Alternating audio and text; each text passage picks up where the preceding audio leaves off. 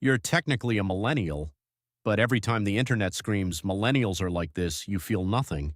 Not offended, not defensive. Just, that's not me. You remember a childhood where you could disappear for hours and nobody panicked?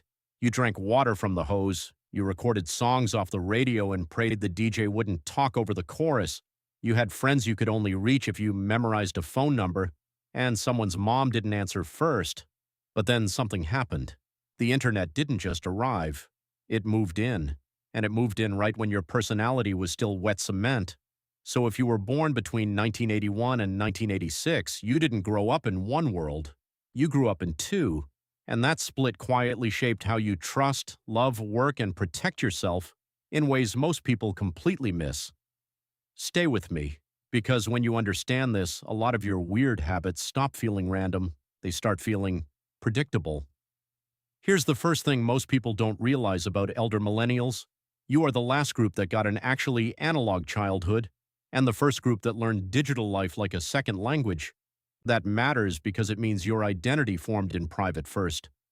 You learned who you were before the world could rate you, before likes, before follows, before being seen became a survival instinct. Then suddenly, you had a second self online, a profile self, a curated self, a self that could be misunderstood in public forever. So you became a person with two modes. One part of you craves realness quiet, offline, no performance, and another part of you learned how to operate inside attention, speed, and constant comparison. That's why you can be social, but secretly exhausted by it.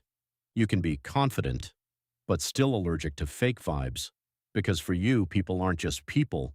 They're signals, they're patterns, they're, what do you really mean? Math.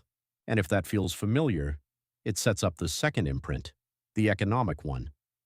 Elder millennials were raised on a simple promise: do the right things, and you'll be safe. Study hard, get the degree, work your way up, and life will reward you like a fair system. But your adult life started in a world that didn't play fair. You watched the dot-com optimism collapse, then you watched 2008 hit right when you were supposed to be building the foundation of your life. So your brain learned a strange combination. You are ambitious and cautious. You'll work hard and keep an exit plan.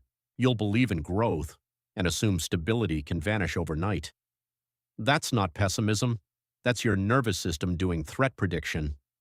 When you enter your career during an era where things can flip without warning, your brain learns, never fully relax, keep a backup, don't get trapped. That's why so many elder millennials are quietly obsessed with security, but also feel guilty for wanting it. You don't just want success, you want success that can survive chaos. And now we get to the part that looks like a confusion, but is actually a rare advantage. You became a translator generation. You can talk to older generations without sounding lost. You understand their world because you grew up close enough to it to feel its rules. But you can also talk to younger people without sounding ancient, because you learned digital life early enough to become fluent. You remember blockbuster energy, and you also understand streaming culture. You remember privacy by default, and you understand what it costs to be constantly reachable. And that creates a psychological trait most people don't develop. You can hold two realities at the same time. You can be nostalgic without being stuck. You can be modern without being naive. You can adapt fast without worshiping change. That's why elder millennials often look calmer than they actually feel. Because you learned early, panic doesn't help. You learn to function while the ground shifts.